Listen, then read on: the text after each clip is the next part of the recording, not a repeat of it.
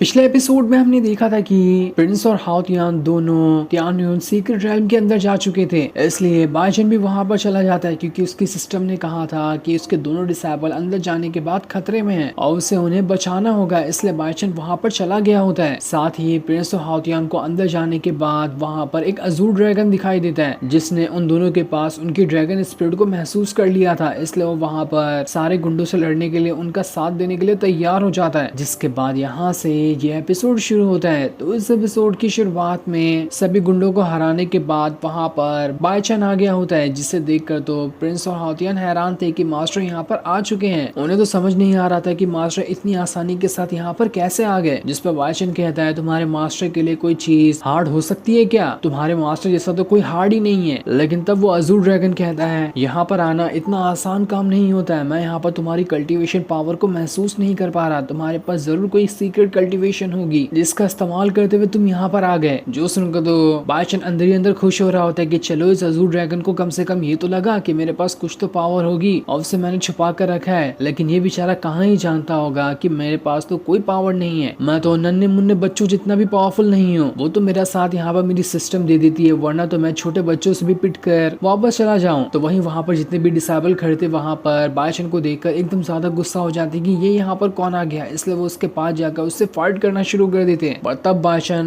अपनी उस पावर का इस्तेमाल करते हुए सारे के सारे डिसेबल को वहां से उड़ाकर दूर फेंक देता है, जो पावर उसे उसके सिस्टम ने हाओतियान और प्रिंस को बचाने के लिए यहाँ पर आने की वजह से दी थी। इसी वजह से उसने यहाँ पर सारे के सारे डिसेबल को उड़ाकर दूर फेंक दिया होता है। जिसके बाद बाइचन की सिस्टम उससे कहती है देखो बाइचन, तुम्हारा कोटा पूरा हो गया, अब तुम्हारा इन्वेंट्री खाली हो चुका है, इसलिए थोड़ा संभल कर रहना वरना तुम्हारी सुताई होने में देर नहीं लगेगी। लेकिन बाइचन अब समझ चुका था कि अब मुझे यहाँ पर कुछ करने की जरूरत ही नहीं है। ये डिसेबल की तो वैसे ही हालत खराब हो गई, ये मेरा क्या ही उखाड़ लेंगे। इसलिए वहां पर उन डिसेबल से कह रहा होता है जाओ जाओ बच्चों यहाँ से निकल लो। अगर तुम्हारा मास्टर भी यहाँ पर आना चाहे तो उसे भी बता देना, मैं भी उसके साथ थोड़ी खातिरदारी करके उसे वहां से रिटर्न भेज दूंगा। जो देखकर तो उन डिसेबल को काफी ज्यादा गुस्सा आ रहा था। लेकिन वो वहां पर तब भी बाइचन से फाइट करने के लिए नहीं जाते क्योंकि उन्हें समझ आ चुका था कि बाइचन तो हमारी यहाँ पर फिर से हालत खराब कर देगा। वो बाइचन से पूछ रहे होते हैं क्या तुम हमारे मास्टर को जानते हो? अगर नहीं जानते हो तो हमारे मास्टर के बारे में ऐसी बातें क्यों कर रहे हो? जिस पर बाइचन कहता है देखो तुम्हारे मास्टर को मैं ठीक तरह से तो नहीं जानता, लेकिन ऐसे छोटे मोटे मास्टरों को मैं इंपॉर्टेंस नहीं देता हूँ। ये सुनकर वो डिसेबल लोग कह रहे होते बस बहुत हो गया, तुम यहाँ पर बहुत ज्यादा बोलते हो, तुमने हमारे सबर का बांध तोड़ दिया है, अब तो हम तुम्हें नहीं छोड़ने वाले। ये देखकर तो बाइचन वहाँ पर फिर से अपनी पावर का इस्तेमाल करते हुए उन सभी को वहाँ पर दबा देता है क्योंकि अभी भी उस सिस्टम की पावर की थोड़ा सा पावर था वो बचा हुआ था। जिसके बाद बाइचन प्रिंस और हाओतियान से कह रहा होता है देखो साइंटिस्ट, मैं यहीं पर करूँ कि तुम लोग भी यहाँ पर अपने हाथ साफ करोगे, आओ जरा यहाँ पर आकर अपने हाथ पैर धो लो। ये सुनकर दो प्रिंस और हाओतियान और साथ ही लिंगयुन भी तीनों मिलकर उन डिसेबल के पास आकर उनकी धुलाई करना शुरू कर देते हैं। अपने सारे गंदे हाथ उन्हें मार मार कर वहां पर साफ कर लेते हैं। जिसके बाद वो जो अजूर ड्रैगन होता है प्रिंस से कह रहा होता है प्रिंस देखो तुम्हारे पास मेरी ही एक ब्लड लाइन की स्पिरिट है, इसलिए मैं तुम्हें एक छोटा सा गिफ्ट देना चाहता हूँ। ये लो, ये एक आर्मर है जो तुम्हारी कल्टीवेशन करने में मदद करेगा। तुम किसी भी कल्टीवेशन को करना चाहो तो वो कल्टीवेशन तुम्हारे पर बैकफायर कभी नहीं कर पाएगी और तुम उस टेक्निक को आसानी से सीख भी लोगे। यही छोटा सा गिफ्ट मेरी तरफ से तुम्हारे लिए, जाओ मौज करो। जिसके बाद अजूर ड्रैगन वहां पर हाओतियान को भी एक टोकन दे देता है। उसे देते हुए कहता है कि तुम्हारे पास भी एक ड्रैगन स्पिरिट है ना, तो इसलिए ये तुम रख लो। इसकी मदद से तुम मेरे ट्रेजर पवेलियन को खोल सकते हो, उसके अंदर से तुम्हें जो ट्रेजर चाहिए होंगे तुम उसे ले लेना। ये गिफ्ट मेरी तरफ से तुम्हारे लिए है। तुम भी यहाँ पर मौज मस्ती करना, लेकिन देखना कि तुम प्रिंस के साथ ही मौज मस्ती ना करने लग जाओ। ये देखकर अब बाइचन अजूर ड्रैगन से कह रहा होता है देखो तुमने दोनों को तो दे दिया कुछ गिफ्ट, अब मेरी बारी है, लाओ मुझे भी गिफ्ट दो, मैंने भी तो यहाँ पर आकर तुम्हारी थोड़ी सी मदद की है। जिस पर अजूर ड्रैगन कहता है देखो इन दोनों के पास ड्रैगन स्पिरिट थी, मैं तो तुम्हारी पावर को महसूस ही नहीं कर पा रहा, तो मैं तुम्हें कुछ देकर अपनी चीजों को वेस्ट नहीं करना चाहता, इसलिए यहाँ से चले जाओ। वैसे भी मेरे गिफ्ट को लेने के लिए लाइन पहले से ही लगी रहती है। और इतना कहने के बाद वो वहां से चला जाता है। जो देखकर तो बाइचन को काफी ज्यादा गुस्सा आ रहा होता है कि यहाँ पर तो मेरी किस्मत ही खराब है, जब भी मुझे कुछ देने की बारी आती है उसकी चीज खत्म हो जाती है या फिर उसका मन ही बदल जाता है। काश कोई ऐसा पेपर होता है जिसपे मैं अपनी खुद की किस्मत लिख पाता। लेकिन जब वहां पर बाइचन लिंगयुन को देखता है तो उसे लगने लगता है कि शायद यहाँ पर लिंगयुन मेरे सेट का डिसेबल बन सकता है, इसलिए मुझे अपने सेट में इसे ले जाना चाहिए। लेकिन मुझे ये भी डर लग रहा है कि ये तो बहुत ही डेंजर आदमी है, कहीं इसने मेरे पीठ के पीछे छुरा भोंक दिया तो मैं क्या करूंगा। नहीं, इसे ऐसे रहने दो, मैं इसे यहाँ से नहीं ले जाऊंगा। जो देखकर बाइचन की सिस्टम वहां पर कह रही होती है अगर तुमने यहाँ पर लिंगयुन को अपना डिसेबल नहीं बनाया तो इसके बदले तुम्हें पेनल्टी भुगतनी पड़ेगी, और वो पेनल्टी ये होगी कि मैं कई दिनों तक के तुम्हारी कोई मदद नहीं करने वाली, उसके बाद जो करना होगा तुम्हें खुद से ही करना होगा, ऊपर से तुम्हारी जो भी बची कुछ इन्वेंट्री होगी उसे भी खाली कर दूंगी मैं। इसलिए ना चाहते हुए बादशाह को यहाँ पर उसकी बात माननी पड़ती है, लेकिन वो वहाँ पर लिंगन को कहता है कि तुम मेरे डिसाइपल बनो। उससे पहले लिंगन उसके सामने झुकते हुए कहता है, मास्टर मैं आपके चरणों में झुकता हूँ, आप मुझे यहाँ पर अपना डिसाइपल बना लो, मैं यहाँ पर इसके लिए तैयार हूँ। जो देखकर तो बादशाह भी हैरान रह जाता कि अरे बड़ा ही फास्ट बंदा है, चलो यहाँ पर मेरा काम तो बन गया। हाउतियान और प्रिंस भी वहाँ पर मास्टर से कह रहे थे, मास्टर आपको इस लिंगन पे भरोसा कर लेना चाहिए, क्योंकि ये हमारी यहाँ पर मदद करने के लिए आया था, हमें उम्मीद है कि ये आगे चलकर अच्छा इंसान बनने वाला है। लेकिन जब बादशाह वहाँ पर लिंगन की लॉयल्टी परसेंट को देखता है तो वो हक्का बक्का रह जाता है कि अरे इसका तो लॉयल्टी परसेंट बिल्कुल जीरो है, इसे तो मुझ पर रद्दी पर भरोसा नहीं है। अब तो मुझे पता चल चुका है कि आगे चल के ये मेरे पीठ में छुरा भोंकने ही वाला है, मुझे अपने गले का फंदा अपने हाथ से ही खरीदना पड़ रहा है। ये तो कमाल की बात हो गई, ऐसी घटिया किस्मत तो ऊपर वाला किसी को भी ना दे। जिसके बाद बादशाह वहाँ से अपने सेक्ट में जा रहा होता है, लेकिन जैसे वो बाहर आता है उसे वहाँ पर उन डिसाइपल का मास्टर दिखाई देता है, जिसने अपने पीछे हजारों और डिसाइपल को लेकर आ गया था, जो सारे के सारे एलाइट डिसाइपल होते हैं। वो मास्टर वहाँ पर बादशाह से कह रहा होता है, देखो बादशाह तुम्हारे पास मैं तुम्हें एक मौका दे रहा हूँ कि यहाँ पर झुककर मुझसे माफी मांग लो तो मैं तुम्हें यहाँ पर जिंदा छोड़ दूंगा, वरना मेरे पीछे मेरे डिसाइपल की सेना देख रहे हो ना, वो यहाँ पर तुम्हारा खेल खत्म कर देगी, इसलिए जल्दी से आओ और मेरे पैरों में गिर पड़ो। जिस पर बादशाह कहता है, अरे बूढ़े चीचा तुम्हें तो सपने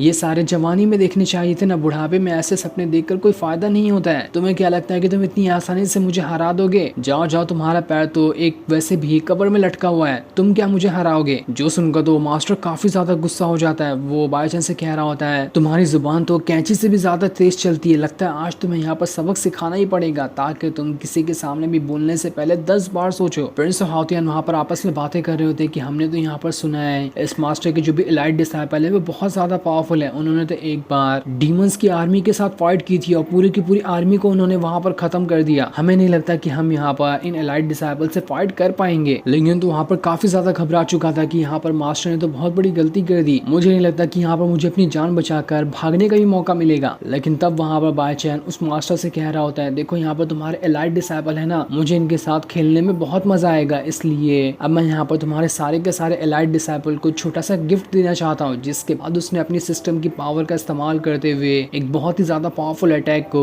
उन एलाइट डिसाइपल की आर्मी के बीच में भेज दिया होता है। और जैसे वो अटैक वहां पर जाता है उसके अंदर से इतना भयंकर तरीके से ऑरा निकलता है कि ऐसा लग रहा था एक सेकंड के अंदर पूरी की पूरी एलाइट डिसाइपल की सेना ही वहां पर गायब हो चुकी है। सभी की तो आंखें फटकर चार हो जाती कि आंखें यहाँ पे हुआ क्या, इतनी जल्दी पूरी की पूरे एलाइट डिसाइपल की सेना ही यहाँ पर खत्म हो गई। ये बादशाह तो सच में कोई गॉड लेवल वाला बंदा है। साथ ही इस चीज से लिंगन जो है उसका लॉयल्टी परसेंट बादशाह के ऊपर 40% हो गया होता है। उसे अब 40% बादशाह के पास भरोसा हो चुका था कि वो उसका मास्टर बनने के लायक है। जिसके बाद बादशाह अपने सारे डिसाइपल के साथ वहां से अपने सेट की तरफ ही बढ़ना शुरू कर देता है। लेकिन इतनी दूर आने के बाद वहां पर लिंगन बादशाह से पूछ लेता है कि मास्टर आप यहाँ पर उड़ क्यों नहीं पा रहे, हमें तो उड़ के अपने सेट में जाना चाहिए ना, चलते चलते तो मेरे पैर दुख गए। बादशाह तो बेचारा उड़ नहीं सकता था, इसलिए वो वहां पर बहाना करते हुए कहता है, देखो इंसान को अपने पैर जमीन पे भी रखने चाहिए, हमेशा हवा में उड़ने से कहीं तुम हमेशा के लिए हवा में ही चले गए तो वहां से आना मुश्किल हो जाएगा, इसलिए भला इसी में है कि अपने पैर का इस्तेमाल करो या फिर मैं उन्हें काट देता हूँ। और इतना कहने के बाद वो बेचारा अपनी इज्जत बचाते हुए वापस से सेट की तरफ बढ़ना शुरू कर देता है। तभी वहां पर वो जर्नल आता है जो प्रिंस से कह रहा होता है, प्रिंस मेरी बात एक बार सुन दो ना, किंग की तबीयत बहुत ज्यादा खराब है, मैंने इसके बारे में तो आपको पहले भी बताया था, आपको एक बार किंग से जाकर मिल लेना चाहिए, वरना कहीं वो मरा गए तो आपको बहुत बुरा लगेगा बाद में कि आप मरने से पहले अपने